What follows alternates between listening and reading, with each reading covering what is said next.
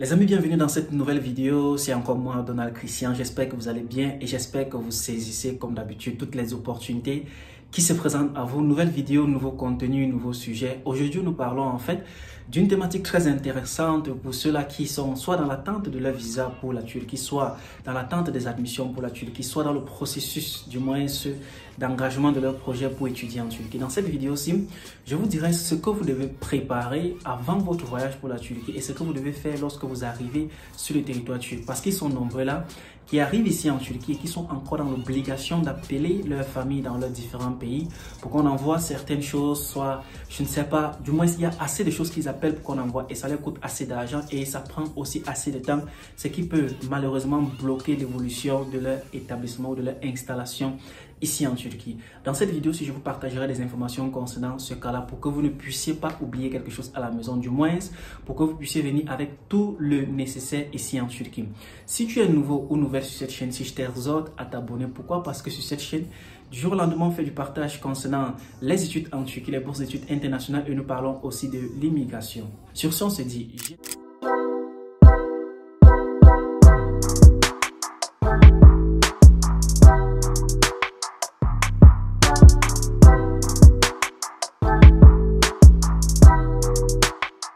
Bienvenue une fois de plus. Ouais, tu es dans le processus d'engagement pour venir en Turquie étudier. Je te pose la question, comment est-ce que je peux préparer ma valise? Vous savez, aujourd'hui même, à l'heure où je fais cette vidéo-ci, du moins, j'ai reçu un étudiant qui venait d'un pays particulier, le Cameroun. Et vous savez ce que j'ai été, en fait, vous savez comment j'ai été surpris? Parce que j'ai vu cet étudiant atterrir en Turquie avec un seul sac, les amis. Il a atterri en Turquie avec un seul sac à main. Dans la majorité des compagnies de voyage de ma connaissance, on donne généralement un certain kilogramme, c'est-à-dire un certain poids de valise à tout un chacun. Donc, ce qui fait que toi qui es voyageur et qui quitte ton pays pour aller t'installer dans un autre pays, absolument tu dois utiliser tes bagages. Absolument tu dois utiliser tous tes kilos. Celui qui laisse même 2 kilos là, vraiment, c'est de l'argent que vous jetez dans l'eau, selon moi en fait. Donc, je vous recommanderais d'utiliser tous vos kilos. J'ai été surpris parce qu'il a apporté juste un seul sac, c'est-à-dire une seule valise avec quelques habits à l'intérieur. Je me posais la question, mais toi là, tu viens juste en tourisme ou bien tu pars vraiment étudier? Est-ce que tu sais que tu vas commencer une nouvelle vie là? Mais le plus intéressant, c'est qu'il a apporté des choses très importantes dont je mentionnerai dans cette vidéo-ci. Alors, vous qui êtes dans l'attente de votre visa, vous qui êtes dans le processus d'engagement de votre procédure pour la Turquie, qu'est-ce que vous devez faire? Dans l'attente du visa, qu'est-ce que vous devez faire à vous qui avez déjà obtenu l'admission? Ça, je m'adresse à ceux-là qui ont déjà obtenu l'admission et qui ont leur passeport en attente au niveau de l'ambassade. Parce que pour vous qui avez, en fait, pour vous qui êtes encore dans la recherche de l'admission, vous avez encore un chemin à faire parce qu'il va falloir trouver l'admission, il va falloir construire le dossier de visa, faire la demande de visa avant de venir en Turquie. Mais je m'adresse à ceux-là qui sont déjà dans l'attente du moins des résultats du visa venant de l'ambassade. Qu'est-ce que vous devez préparer? Alors, la première chose dont je mentionnerai dans cette vidéo, s'adresse à tout le monde. Quelle que soit votre provenance, quel que soit le pays dans lequel vous quittez pour la Turquie, la première chose que vous ne devez pas oublier, c'est tous vos relevés de notes, tous vos diplômes des études antérieures. S'il y a possibilité, vous pouvez photocopier et garder peut-être des photocopies dans vos maisons familiales, chez vos tantes, vos oncles ou quoi que ce soit, mais apportez tous vos relevés. Du moins, pour ceux qui ne peuvent pas apporter les relevés de notes de première quand ils étaient en cours secondaire, c'est pas grave. Mais pour vous qui venez pour un niveau licence, apportez les relevés de notes de la première, du moins de la troisième, seconde, première, terminale. Pour vous qui venez pour un niveau master, apportez aussi les relevés du baccalauréat, les diplômes du baccalauréat et tous les relevés de licence avec le diplôme ou l'attestation de réussite de licence. C'est pour dire quoi? Prenez même jusqu'au niveau de votre carte nationale d'identité. Prenez tous vos documents, les amis, parce que c'est une nouvelle vie que vous venez commencer en Turquie. Pourquoi je dis prenez tous vos documents? Parce que vous auriez besoin de cela ici en Turquie. Non seulement au niveau de votre ambassade, c'est-à-dire la représentation diplomatique de votre pays, aussi au niveau des différentes municipalités de la Turquie dans votre ville en fait d'éducation. Pourquoi?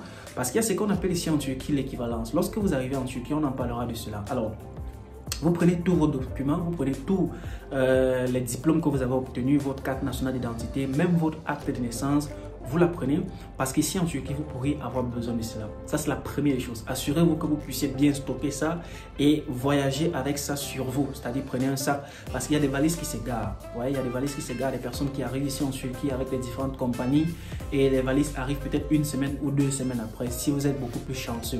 Donc je vous conseille de prendre tous vos diplômes, les mettre dans un sac à dos que vous allez entrer dans le cockpit avec, c'est-à-dire dans l'avion avec. Ne lâchez pas cela parce que c'est très important, bien sûr accompagné de votre passeport. La deuxième chose que vous pourriez prendre lorsque vous quittez votre pays, c'est les repas africains. Ouais, si vous êtes dans un pays à majorité africaine, Sénégal, Mali, Cameroun, Côte d'Ivoire, prenez vos repas, prenez les différents mets africains parce que vous venez ici en Turquie, ça sera difficile pour vous en fait d'entrer en possession de ce genre de repas. Même si vous venez du Tchad, prenez tous ces repas-là parce qu'ici en Turquie, vous n'allez pas voir cela. Et même si vous voyez cela, les prix seront vraiment élevés. Ça, je vous assure. Parce que vous risquez de faire 3 ans, 4 ans, 5 ans, 6 ans sans toutefois avoir l'opportunité de goûter peut-être encore le fameux attiéké, le fameux couscous ndolé et tout ce qui va avec, le fameux, la fameuse banane mélarcée pour ceux qui connaissent cela. Donc, assez de repas que vous pourriez du moins se prendre pour venir en Turquie avec vous, vous emballez ça bien. Surtout, prenez des repas de route qui ne doivent pas se dégrader en cours de route pour que ça puisse arriver dans de bonnes conditions. Emballez cela très bien et venez avec, vous aurez besoin de cela. La troisième chose dont je pense que c'est nécessaire pour vous, sont des pulls ouverts. Donc, prenez des vêtements. Oui, on va vous dire qu'en Turquie, les choses sont moins chères. Ça, c'était avant. De nos jours en Turquie, les prix sont vraiment élevés en termes de vestimentaire. Oui, ça ne fait qu'augmenter. Pire encore, quand vous êtes dans une petite ville, c'est-à-dire les villes de deuxième degré, hors d'Istanbul, hors d'Ankara, du moins si vous êtes dans des villes hors d'Istanbul, les prix des articles sont vraiment élevés. Surtout pour ceux-là qui vont arriver en septembre aussi, parce qu'en septembre déjà, on approche vers l'été, vers l'hiver, pardon. Vers la fin de ce mois, les températures vont commencer à changer. En octobre, ça va plutôt changer. Donc, vous qui arrivez à cette période-ci, prenez au moins 2 pullovers, prenez des bottes, des bonnes chaussures là, bien surmontées là pour marcher au-dessus de la neige et de tout ce qui sera en fait présent dehors pour ne pas glisser, parce que vous n'allez pas arriver ici en Turquie vous mettre à dépenser de l'argent pour acheter et ainsi de suite, tout ce qui va vous permettre de dépenser, bref vous causer de dépenser plus d'argent qui ne sera pas nécessaire. Donc prenez au moins 2 pullovers, prenez des vêtements pour bien vous couvrir contre le froid, venez avec ces vêtements là. La quatrième chose dont je dirais, c'est de changer votre argent, parce qu'il y a certains qui font l'erreur, ils voyagent avec la monnaie de leur pays. En Turquie, la monnaie qu'on utilise, c'est la livre turque, qui est la monnaie reconnue en Turquie. La deuxième monnaie qu'on utilise ici en Turquie est le dollar. Donc, vous pourriez changer votre argent en unité de votre pays, mettre cela en dollars, venir en Turquie avec. Lorsque vous arrivez, même pas au niveau de l'aéroport, lorsque vous sortez de l'aéroport, au niveau du centre-ville, peut-être avant d'aller dans votre ville, si vous n'étudiez pas à Istanbul, vous changez cela en livre turc parce que vous auriez besoin de ça, non seulement pour le taxi et pour bien d'autres choses. Parce que l'une des raisons aussi, c'est que lorsqu'on constate que vous êtes étranger, naïf, que vous avez encore le dollar sur vous, les taximans se permettent de vous serrer le coude. Ils se permettent de vous prendre des sommes assez lourdes en fait. Donc, prenez le temps pour venir changer votre argent dans les différentes centres-villes. Maintenant, je pense que ça c'est le nécessaire que vous pourriez avoir besoin lorsque vous quittez votre pays.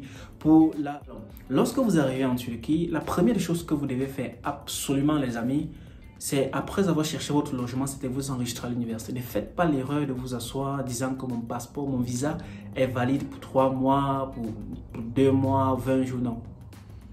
Pourquoi je dis cela? Parce que lorsque vous entrez en Turquie, le gouvernement turc sait que vous êtes entré en Turquie. Ça veut dire qu'automatiquement, l'université ou le gouvernement s'attend que vous partiez vous inscrire à l'université pour pouvoir directement lancer le processus de votre carte de résidence. N'attendez pas 2 mois, 1 mois, 20 jours, 2 semaines à l'expiration de votre carte de résidence pour commencer à vous inscrire à l'université. Non.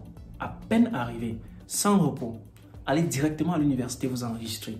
Parce que au moment où vous allez vous enregistrer, vous allez directement lancer le processus de rétablissement, du moins d'établissement de votre carte de résidence. C'est très important.